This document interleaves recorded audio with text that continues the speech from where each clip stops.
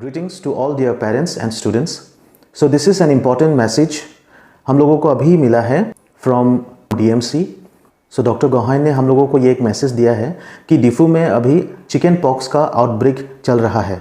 बहुत सारा केसेस अभी DMC में रजिस्टर हो रहा है.